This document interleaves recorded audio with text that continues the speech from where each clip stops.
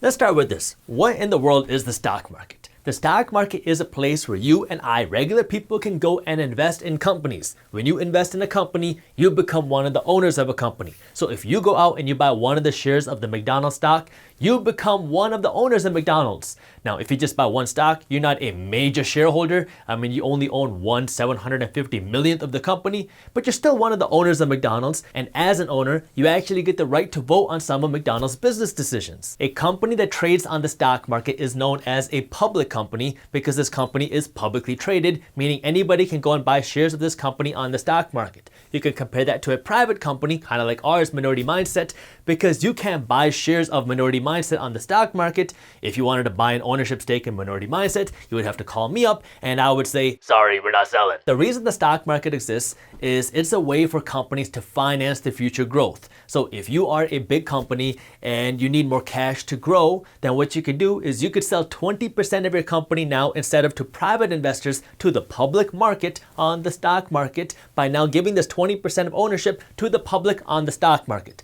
Now you are a publicly traded company and everybody knows how much your company is worth and people have the opportunity to buy shares in your company. When you hear people say things like the stock market is up or the stock market is down, what they usually mean is an index like the Dow Jones or the S&P 500 or the NASDAQ is up or down. So these are called indexes because they're essentially baskets or groups of stocks. The Dow Jones is a group of 30 very big companies. The S&P 500 is a group of 500 of the largest companies on the stock market.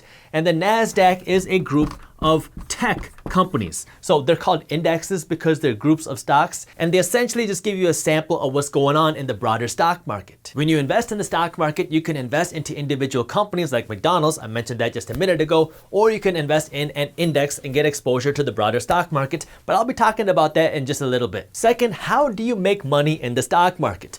Well, in general, the goal in the stock market is to invest in a company that becomes more profitable and makes more money. That way you make money, but the way you make money is one of two ways. When you invest in the stock market, you can make money through appreciation or dividends. Appreciation is when you invest in a company and the value of a company goes up. So if you invest in a stock and you buy the stock at $100 a share and 2 years later the stock goes to $200 a share and you sell it, the $100 of profit that you just made is called appreciation. Other times you can also make money through dividends. Dividends are literally just cash payments that a company gives you because you invested in a company. So if you go out and invest in a company that's trading for $100 a share, sometimes this company is going to send you a $5 check every single year just because you own shares of this company. You can think of it this way. When a company is mature and they have a lot of cash and a lot of profits, there's three things that they can do with their extra cash. They can save this cash for an emergency, they can invest this money back into their business, that way they can grow bigger, or they can reward you, the shareholders, the investors, by giving you some cash. That way now you're happy for investing in this company and this will attract more investors to want to invest in this company. Most dividends are paid quarterly, meaning every 3 months. So if you invest in a company that pays a dividend, you're going to get a check every 3 months. Or if you want, you can have this cash reinvested into your stock. That way now instead of getting a physical check, you are getting more stock in the company. Now, dividends sound cool. I'm a big fan of dividends, but there are a couple drawbacks with dividends that I want you to understand. First, when a company pays a dividend, you have to understand that means the company is not necessarily going to grow as fast, because if a company is paying out $1 billion in dividends, then that's $1 billion the company is not using to actually grow the company to make more profits and make more revenue. So if you have a company that's paying out a lot of dividends, you're typically not going to see as much appreciation as you would if a company was using this money that's spent on dividends to actually grow the company. So if a company is paying out dividends, they're usually more stable companies and they're bigger companies because they have a lot of cash that they don't really want to invest back into the company, so they're rewarding their owners with the dividends. Second, with dividends, you have to pay taxes on your profits. So this is kind of like your pro and con. You have to pay taxes on all of your income, but with dividends, if you are reinvesting your dividends back into the company, you're not getting this cash in your hand, but you still have to pay taxes on the profits that you got. Not every company pays a dividend. So if this is something you're interested in, you have to look into the actual company and see if they're paying a dividend or not. And like I was saying before, the companies that pay dividends are typically your larger, kind of more mature and established companies,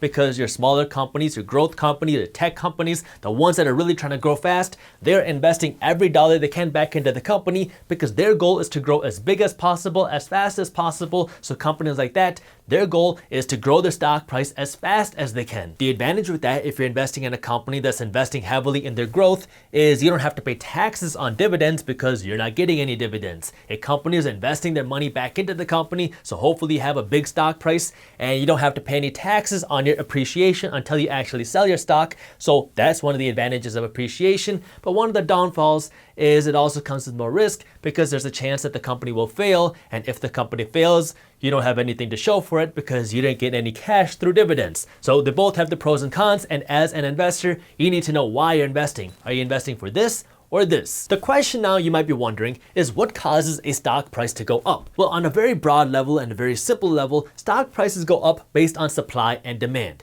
If you have a lot of demand to buy a stock and there's not a huge supply of stock, then the price of the stock is going to go up because you're going to have buyers that are fighting each other to buy the stock, and this is going to push the stock price up.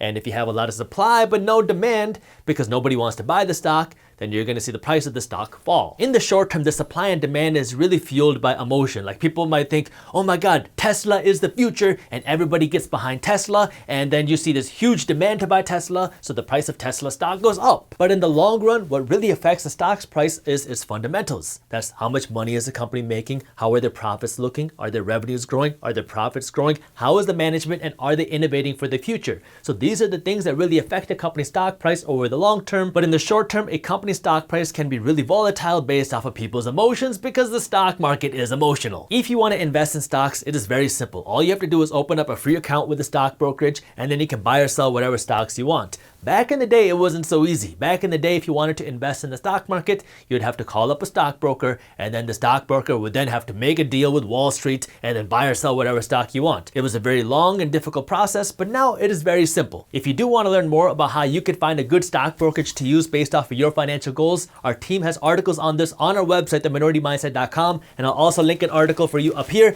and in the description below. Third, let's talk about investing strategies, because there's more than one way to invest in the stock market. And this is one of the biggest mistakes that people make when they invest in the stock market, because for a lot of people, their strategy is invest in a company that I think is going to be big, and then when it goes down, sell it for a loss. There's a lot of ways to invest in the stock market, and you need to have a strategy on how you're going to make money. If you want to be a stock market investor, then when you buy an investment, your goal should be to own your investment for at least a year. Because if you don't own your investment for at least a year, then you're also going to be subject to higher taxes, because the way that the tax code works, if you own your investment for longer than a year, then that's categorized as long-term capital gains and you get lower tax rates. But if you buy a stock and sell it for a profit in less than a year, then you're going to be subject to higher taxes called your ordinary income taxes, because the United States government and the IRS doesn't look at that as an investment, because now you're just trading, you're flipping stocks. This isn't to say that you cannot make money trading stocks. This is for you to understand what your goal is as an investor, because if you don't know what your goal is as an investor, you're not going to be able to come up with a strategy. On the very highest level, there are two different kinds of investment strategies. There is an active way of investing in the stock market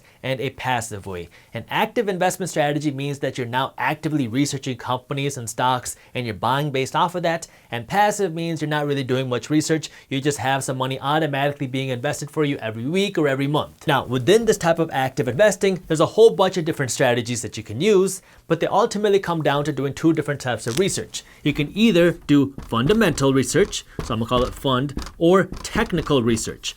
Or you can also do both depending on what strategy you have, but those are the two types of research you can do, fundamental or technical. As a passive investor, you're mainly going to be looking at the fundamental type of research. Fundamental research means you're looking at the company itself. You're looking at how much money a company is making, what their profits are, who the management is, and how they're innovating. Technical research means you're looking at stock charts. You're looking at momentum. You're saying, oh, this company looks like it's about to go up because of all these indicators, and so you buy based off of that. Warren Buffett is a fundamental investor. He likes to look at companies, he likes to read financial statements, and he wants to find a company that's undervalued, and he wants to own it for a long time. That way he can make a profit over the long term. And he is an active investor because he does the research to actually find the companies to invest in, and he is the one that's picking these stocks and doing this research, and he makes these decisions when he thinks it's a good time to invest. You can compare that to a passive fundamental investment, where now you can pick a few stocks or a few funds that you want to own, and then every single month you have $100 or $1,000 or $10,000, whatever you can afford. You have this money going into your investments, being divided up into your 3 or 5 funds, whatever you have, and this is just passively happening without you actively trying to find new funds. It's just every month or every week, more money is just being invested into your account. Technical trading is now when you're looking at stock charts and you're looking at momentum. You're looking at different indicators that tell you that you think the stock price is going to go up.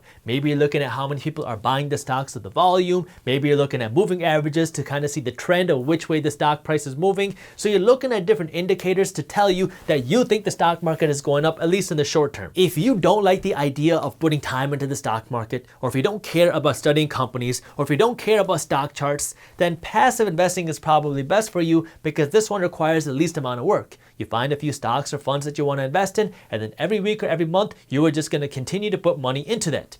If you like the idea of looking at companies, but you don't like the idea of looking at stock charts or looking at these moving averages, you just want to invest in a company like Warren Buffett does because you want to find an undervalued company and invest in it for the long term, then being an active fundamental investor is probably best for you. If you don't like the idea of waiting years to potentially see a profit, then technical investing is probably better for you. Now, while technical investing can make you the most money in the short term, it also comes with the most risk because your goal is to make money in a shorter amount of time. A lot of technical investors are buying and selling stocks within a year. Fundamental investors are usually looking to make money over the long term. So now we're talking multiple years, and so there's less risk, but also less opportunity to make a whole bunch of money very quickly. For the vast majority of people who don't care about studying companies or reading financial statements or spending time learning the stock market, passive investing is the right way to go.